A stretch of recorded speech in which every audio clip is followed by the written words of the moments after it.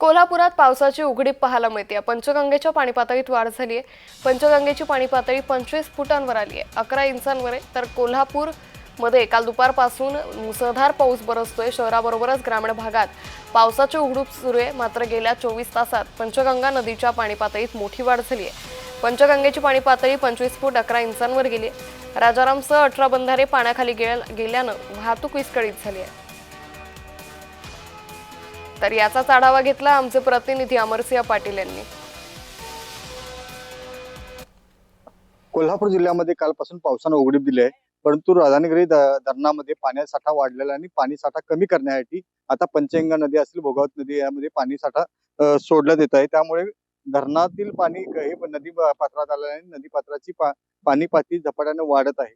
आतापर्यंत कोल्हापूर जिल्ह्यातील 11 बंधारे हे पाण्याखाली आहेत आणि थोड्या वेळाने जर पाण्याखाली जास्त बंधारे जाण्याची शक्यता आहे। जर असाच पाण्याचा प्रवाह राहिला, उघडीप असल्यामुळे पाण्याचा प्रवाह जास्त आहे।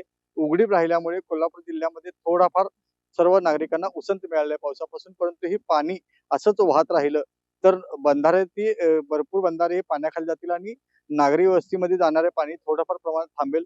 त्याचबरोबर कोल्हापुरातील सर्व ठिकाणच्या बंधाऱ्यांना पाण्याची पातळी कमी झाली किंवा रहदारीचा मार्ग आपण ज्या ठिकाणी आहोत ते रायराम बंधारा आहे। रायराम बंधाऱ्याचा आपण पाहतोय की वडंगे आणि बावडा या मार्गावर पाणी आलेलं आहे। त्यामुळे या मार्गावरील पाणी रस्ता बंद झाला। पाणी जर असेच वाढत राहिलं तर थोडे असणारे बंधारे पाण्याखाली येतील आणि पावसाने उघडीप दिल्यामुळे थोड्याफार प्रमाणात आता सर्व क्षेत्रातील धरणातील क्षेत्रातील पाणी कमी होईल आणि नागरिकांना सतर्क राहण्याचा इशाराही सर्व प्रशासनाने दिलाय। अमरसिंह पाटील, जय महाराष्ट्र, कोल्हापूर।